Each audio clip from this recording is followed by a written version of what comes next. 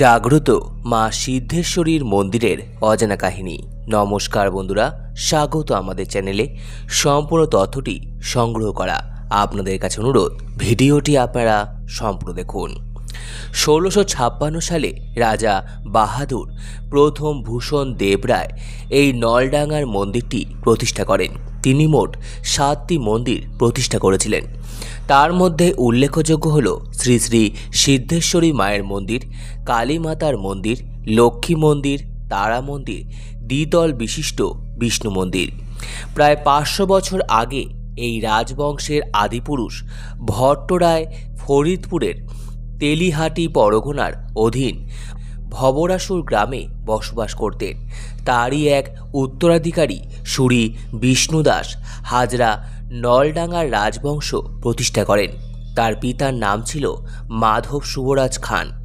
বৃদ্ধ বয়সে বিষ্ণুদাস ধর্মের প্রতি বিশেষ অনুরাগী হয়ে সন্ন্যাসী হন এবং ফরিদপুরের ভবরাসুর হতে নলডাঙ্গার নিকট খরাসিং গ্রামে চলে আসেন।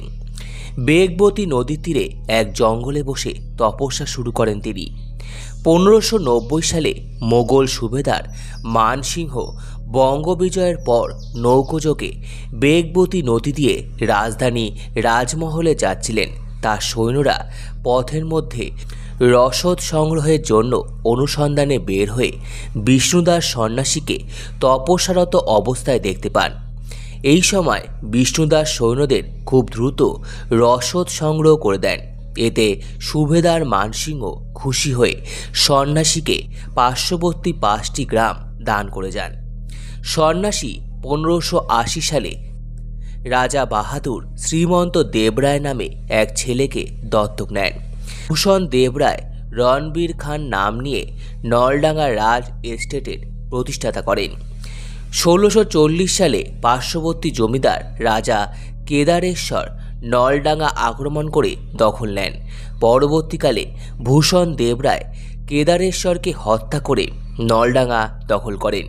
তিনি দিল্লির দরবার থেকে রাজ উপাধি লাভ করেন। রাজা বাহাদুর প্রথম ভূষণ দেবরায় নলডাঙ্গায় জোড়া বাংলা প্রাসাদ নির্মাণ করেন। নদীর তীরে সিদ্ধেশ্বরী কালী মন্দির প্রতিষ্ঠা করেন। এই মন্দিরের পাশাপাশি আরও 7টি মন্দির প্রতিষ্ঠা করেন। তার 2 পুত্র কুমার পণ্যভূষণ দেবরায় এবং কুমার মৃগাঙ্কভূষণ দেবরায় দেবীকে ভোগ হিসাবে ফল ফলাদি, মিষ্টান্ন, নৈবেদ্য এছাড়া বিশেষ বিশেষ তিথিতে নিরামিষ অন্নভোগ নিবেদন করা হয়। প্রতি অমাবস্যায় হয় মায়ের বিশেষ পুজো। এছাড়া মঙ্গলবার এবং শনিবারও মায়ের বিশেষ পুজো অনুষ্ঠিত হয়। সম্পূর্ণ ভিডিওটি দেখার জন্য আপনাদের সকলকে অসংখ্য ধন্যবাদ। ভিডিওটি ভালো লেগে থাকলে লাইক, কমেন্ট, শেয়ার এবং চ্যানেলটিকে অবশ্যই সাবস্ক্রাইব করুন। ধন্যবাদ।